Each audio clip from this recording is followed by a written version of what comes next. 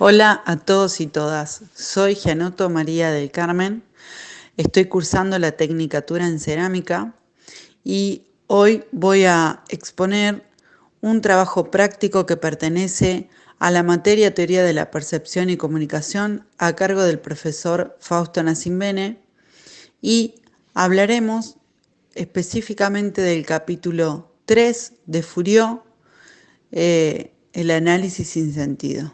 Fourier hace un análisis del trabajo sistematizado de Justo Villafañez, libro titulado Introducción a la teoría de la imagen. Villafañez dice que la composición es la combinación de todos los elementos que constituyen el alfabeto y que de este orden o combinación se deriva la significación plástica de la obra. El campo de trabajo es el estudio de los elementos formales que componen la imagen, así como del análisis de la significación que dichos elementos producen. Fourier está en desacuerdo con Villafañez en que la obra posee dos significados distintos, el de las formas de la obra y el de la obra, puesto que consiste en disociar el signo artístico y concentrarse únicamente en su aspecto visual. Más adelante leemos que el concepto de significación plástica, que es lo mismo que decir el análisis compositivo, se realiza al margen del sentido de la obra. Villafañez dice, en la representación visual existen multitud de iconografías que no son otra cosa que variaciones plásticas de un determinado tema. El sentido, es decir, el componente semántico de la imagen, es el mismo. Y sin embargo, sería ridículo no establecer diferencias. Tales diferencias se explican básicamente en función del concepto de significación plástica al que me estoy refiriéndonos a uno de los temas que cita el autor. Recordemos que, como Baxadal ha demostrado, las anunciaciones del siglo XV tenían para sus intérpretes distintos sentidos en función de la idea, el momento o el sentimiento que se quería expresar, todos ellos de acuerdo con un código que era compartido por el artista y su público.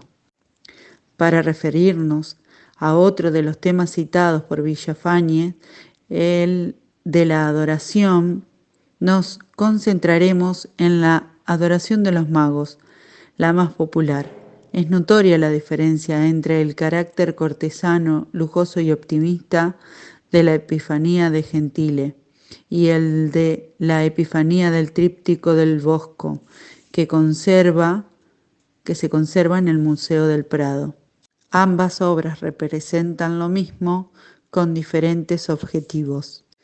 La figura de Herodes o la presencia de los sapos en la Epifanía del Bosco nos recuerda que los diversos elementos que configuran o se incluyen en la escena en la que se integra la adoración pueden introducir variaciones significativas en la intencionalidad de la obra. Villafañez plantea otras ideas, la simplicidad y la economía. Como puede verse, se sigue aquí la parte más débil de la psicología de la Gestalt, para afirmar que, fuera excepciones, la composición debe orientarse hacia la simplicidad. De este modo, se valora la composición a partir de un criterio exclusivamente formal, como si la forma de la representación no tuviera nada que ver con el propósito de la obra. La finalidad principal de la teoría de la imagen es aislar y analizar sus formas, desconectadas de las cualidades semánticas. Califica de análisis sin sentido su estudio del Guernica de Picasso, análisis que utiliza como modelo e ilustración práctica de sus planteamientos teóricos. Villafañez no está de acuerdo con el análisis semántico, porque este procedimiento reduce el contexto plástico a una serie de claves de interpretación que nada tiene que ver con la imagen. Un ejemplo de esto son las declaraciones de Larrea acerca del Guernica de Picasso, que consideraba que el caballo era el símbolo de la agresión fascista, y declaraciones del propio Picasso decía que el caballo representaba al pueblo español.